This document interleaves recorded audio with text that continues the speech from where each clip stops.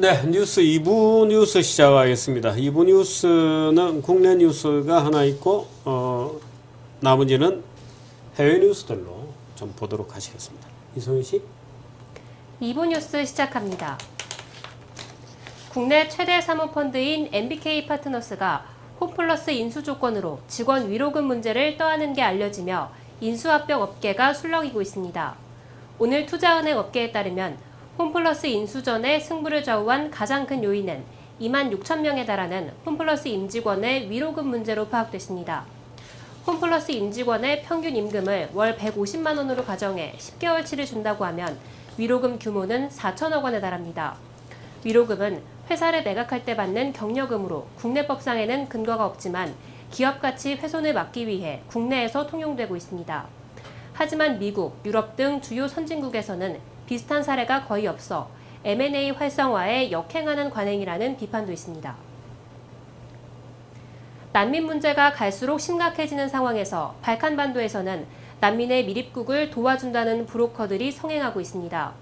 그리스에서만 200개의 미립국 조직이 활동 중이고 오스트리아 경찰은 미립국 시장이 수십억 달러 규모로 성장했다고 밝혔습니다.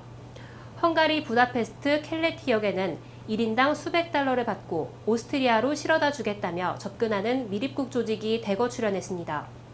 한편 어제 터키 해변에서 익사체로 발견된 3살배기 난민의 사진이 발표되자 난민 문제에 강경하던 영국의 태도가 바뀌고 있습니다. 캐머런 총리는 현지 시간 3일 영국은 도덕적인 나라... 안 돼요. 잠깐만요. 저 필름 내리세요. 저 사진은 앞으로 보여주지 마세요.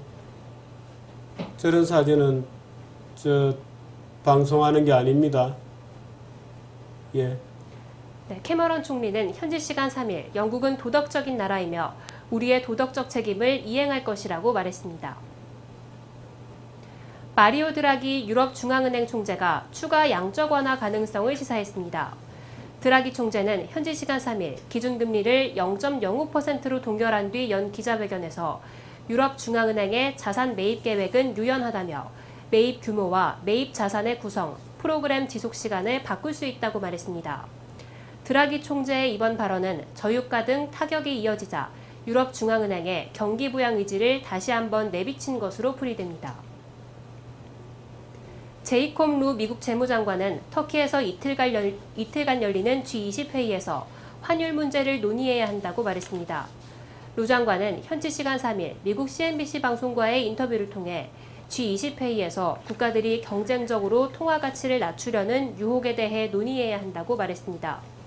루 장관의 발언은 중국이 지난달 3차례에 걸쳐 위안화 가치를 떨어뜨렸고 신흥국의 통화 가치도 큰 폭으로 하락해 환율 전쟁이 일어날 수도 있다는 우려가 커지는 상황에서 나왔습니다. 네, 2부 뉴스 여기까지 하겠습니다. 보도 중에 발칸반도 보도 중에 3살 아이가 바닷가에서 익사체로 발견된 사진을 제 불찰로 그냥 나갔습니다. 죄송합니다. 그런 사진은 언론에서는 다루는 사진이 아닌데 그냥 나갔습니다. 대단히 죄송하겠습니다. 지금 마리오 드라기 얘기에 이어서 제이콥 루 미국 재무장관이 G20 회의에서 환율 문제를 논의해야 한다고 말한 것은 상당히 시사하는 바가 있습니다. 루 재무장관은 지금 G20 회의에서 지금 우리 최경환 장관도 여기 가 있죠. 근데 최경환 장관도 글쎄요, 이 중국의 위안화나 미국의 금리 인상에 대해서 괜찮다 이런 식으로 얘기했는데 그렇게 얘기하면 안 됩니다. 중국의 위안화 절상에 대해서는 따질 건 따져야 됩니다. 중국이 그럼 어떡하냐 하고 따져야 되는데 최 장관은 왜 그게 대해서 두루뭉술하게 넘어가는지 저는 납득할 수 없습니다. 중국이 그동안에 우리나라에 대해서 위안화를 가지고 그렇게 국제화하는 데 협력해 달라. 그 압력 아닌 압력을 총동원해서 넣고 박근혜 대통령에게도 위안화 국제화하는 데 협력해 달라고 얘기를 하고 MB 때에도 위안화 국제화를 위해서 소위 통화수합을 체결하고 그렇게 해서 우리 쪽에 도와달라고 얘기해 놓고 자기 혼자 4.6%나 위안화를 일시에 사흘에 걸쳐서 전격적으로 절하를 해버리는 시기라면 그 신뢰가 없는 국가죠.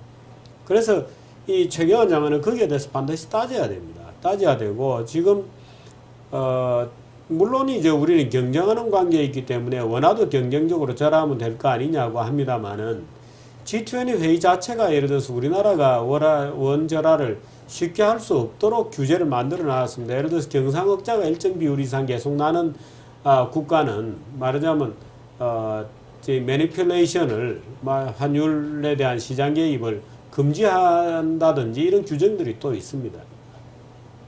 그래서 우리는 환율에 있어서 비교적 그렇게 자유로운 국가가 아닙니다.